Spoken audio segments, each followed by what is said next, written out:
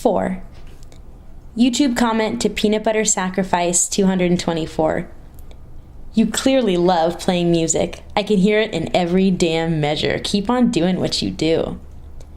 Friday, September 21st, late afternoon. Aaron and Joanna bounced, and I can tell that the bus stop's almost deserted. I have an app with real-time city bus updates, but a handful of Oak Ridgers give me heads up when they see my bus approaching. It's comforting knowing people are looking out for me. I just wish some of them would deign to sit next to me and have a conversation every once in a while. My app says I have 10 minutes to kill. I stick an everlasting gobstopper in my mouth and check texts. Montez. Ha! Okay, so this guy in my bio lab group is so cute. We dissected a cow's eye today, and I legit almost threw up on him. It was so awful. I think I'm cursed in love. Montez, like Aaron and Joanna, knows that a bunch of short texts makes my phone's screen reader have a conniption. But Montez's texts are so long and have so many wild, convoluted sentences that I usually have to read them multiple times anyway. I don't feel like rereading this one, though. It hurts too much. I move on to the next text. Dad, your mom's flight lands around 4. Be home by 5 for dinner. I sigh and pocket my phone. I don't want to deal with Dad's text any more than Montez's. Hey, Link, it's Jairus. He's a few feet away. Wow, I see you everywhere. Well, and nowhere. I point significantly at my eyes, then get up to hug him. Jairus and Joanna, and now Phil, are the only people who really hug me. My SF crew were all warm and hands-on until the Montez thing got out. Hugging my parents started feeling awkward around 8th grade, too, probably because I felt guilty for not coming out to them. Your bus is pulling in. Jared briefly leans his cheek on mine before we separate, a sweet gesture, like looking into my eyes. Thanks. I unfold my cane, grabbing the handle of my suitcase with the other hand. You're very welcome. He squeezes my shoulder. As I board the bus, the warmth of Jairus' touch lingers. A few stops before my usual, I struggle down the bus steps, almost losing my balance as I juggle my suitcase and cane. Are you okay, sweetie? It's a mom type. I'm good. She gives my arm a condescending little rub. You're doing a fantastic job. I force a smile, but inside I'm sniping, a fantastic job at what, existing? At the corner, I wait for the parallel traffic to surge, then follow the sound across the street. Dad oriented me to our new neighborhood when his tech job moved us here just before my freshman year. I'm sure he taught me the ropes more because he worries and less because he hoped I'd do a ton of independent travel.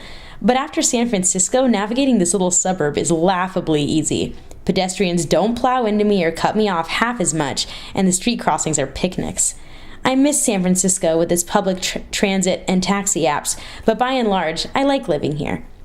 Being home on time is the least of my concerns.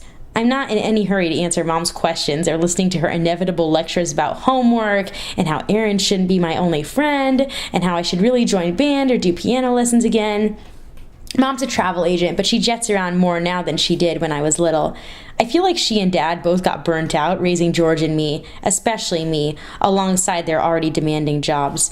Now that I'm reasonably self-sufficient, they're usually happy to leave me alone, outside of nitpicking and generally acting overprotective and concerned for no reason. What's she doing? It's a little kid. Shush, the kid's adult scolds. That's okay. I turn in their direction and smile. This is a cane. I waggle it for the kid's benefit. I can't see, so if I swing it in front of me, I don't bump into things. I tilt my head and add, sometimes I still crash, but not as much. Thank you so much for taking the time to explain. The adult sounds relaxed now. No problem. I wave at waist height for the kid. Bye! Bye! They sing back. I love littles so much. My favorite neighborhood park is standard fare. Swings, slides, and sandbox for the littles. Basketball courts and grass for the tweens and teens. A few picnic tables for seniors. And Katrina for me. The struggle to keep a cane and a rolling suitcase from getting stuck in muddy grass is so real. I lean far forward, trying and failing to gain momentum with the case, and to keep the cane's handle from jabbing me in the chest. I hoped I might sprout up a few inches over the summer, but only my boobs and hair ever seem to grow. I'll probably be under 5 feet and 100 pounds forever. I'm so small that lots of people assume I was born prematurely and that that's why I'm blind. My eye condition's genetic, though. I was born on time. Finally, I reach the other side of the field, turn left, and trail the large planter box with my cane. The rich scent of hibiscus always reminds me of swimming lessons. I had a massive crush on my teenage teacher, Adriana. I pretended to be afraid of the deep end for months, just so she'd put her hand under my 6-year-old belly, supporting me while I paddled and kicked. At the end of each lesson, I'd ride on her back as she swam to the steps. I'd touch her long, thick ponytail and pretend she was a mermaid. Once I was sitting on the top step, she'd bring me my sun-warmed towel, wrapping it around my shoulders and taking my hand to guide me back to Dad. And all the while, I breathed in the scent of hibiscus. Katrina lives at the foot of the narrow path leading to the garden. Stashing my stuff behind her, I throw off my jacket and fling my arms around her gnarled trunk, pressing my cheek against her scratchy bark. I don't care if anyone's watching. I love hugging trees. There's something amazing about their strength and solidity, how massive and unshakable they are. Climbing a tree in nothing but a spaghetti-strapped tank, flimsy capris, and boots whose treads have been worn practically bald doubtless isn't advisable. But I need to climb Katrina today, need to feel her on my skin. I hitch up my tank, trying to cover my chest. It's kind of a lost cause, but it'll be even more of one once I'm reaching up and out in every direction. Dropping my cane beside my suitcase, I take down my ballet bun, letting my hair stream down my back. There's no point in climbing if the wind can't dance in my hair. I circle Katrina, using my hands to search for my starting footholds, the large, deep pocket I use for my left hand, and the knotted outcropping for my right. I find them and gleefully boost myself up, bracing my chest against Katrina's trunk as I scan for my next holds. My older brother, George, taught me to climb and name trees. He hasn't met Katrina, not that it matters, since he became too cool to climb once I hit 6th grade and he hit high school. Now that he's a college freshman, he and I barely talk at all. But before Katrina, we loved Woodrow, Fernanda, Sweet Gumby, and Annie Oakleaf. Katrina, though, is only mine. Not even Aaron and Joanna know about her. Aaron, I know, would classify tree climbing with skipping and coin tossing, just another of the many immature, dorky things I insist on doing. And Joanna would probably worry.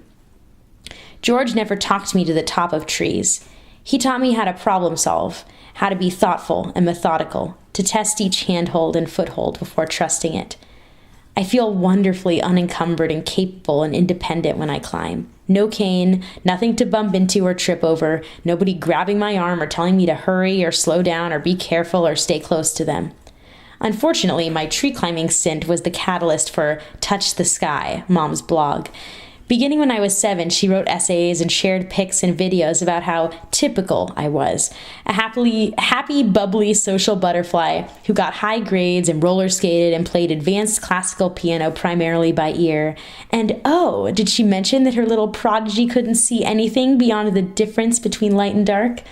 She never mentioned that I cried myself to sleep trying to finish the countless Braille books she insisted I plow through, or that my endless questions frequently drove her and Dad to beg me to please be quiet, they'd explain later.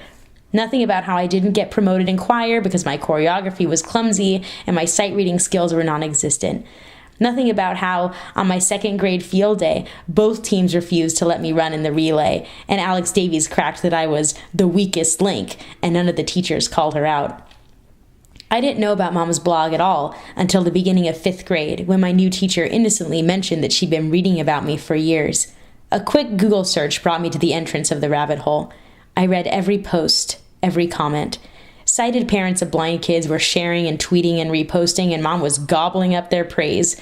Google also pointed me to several blogs written by blind adults who wrote about their attempts to encourage Mom to talk to me, to get my blessing before posting so many personal things about me. She apparently deleted their comments, every last one, without responding. She hadn't even described her pictures or videos, like it was inconceivable to her that blind people might access the internet. I don't think Mom ever understood why I refused to speak to her for a solid week. "You're helping people," she kept insisting when later I tried to explain. "You're giving parents hope." That was her mission, not mine, but she couldn't see that. Finally, she got sick of my complaining and took down her blog. She never apologized, though, and I never forgave her. I stopped telling her things, good or bad, but I never stopped climbing. I just stopped caring what people thought about it. When I reached the top of Katrina, everything, the breeze on my arms, the branches rustling in my ears, the wind on my skin, wraps me in a hug. The sunlight's hurting my eyes, so I close them, holding Katrina while she holds me. Far below, I hear the distant sounds of kids laughing and shrieking. A dog barks. A basketball hoop jangles with impact. A second later, the ball bounces. A few birds flap by, startling me. They sound close enough to claw my eyes out. The air smells like leaves, dirt, wood, end of summer sun. I catch faint whiffs of barbecue smoke, flowers, freshly cut grass. It's not until a fraction of the sun's warmth abruptly dissipates that I remember I can't see the shapes of the clouds, don't know what shade the sky chose today, can't count the things that live beyond the reach of my four senses. I love the view at the top of my tree just as much as any sighted person ever could. Probably more. I think I love things and people and life in general way more than the average person. I don't know why, unless seeing the world flattens joy somehow. But I know a couple other blind people and they don't live on my link level of excitement. I just must be weird, but I'm okay with that. My phone vibrates against my hip, reminding me that time is passing. I hug my perch one more time, take one more long drink of the vibe, then start my descent. When my feet and fingers recognize the holds closest to the ground, I let go, landing unevenly but safely on my feet. I straighten my tank, then stuff my hoodie into my suitcase. I'm too hot and sweaty to wear it. I'll just have to remember to put it on before Mom or Dad see me, otherwise I'll have a cow about how inappropriate my top is. Trailing Katrina with one hand, I circle her until I locate my suitcase. I'm unfolding my cane and brushing grit and wood chips from my palms when I hear slow-moving footsteps behind me. I turn, grinning, expecting another little kid with a blindness question. Looked like you were having a ball up there. It's an old man. I hear his grandfatherly smile. You know it. I unwind strands of hair from my long beaded earrings, then band a messy ponytail. I'll have to use detangler before I wash my hair. Happy weekend. He walks away, whistling. No, you should be more careful, or how could your mother let you do this? Or the oh-so-common, will you be okay walking home by yourself? It's getting dark. Oh, I'm so sorry. Just happy weekend. I love grown-ups.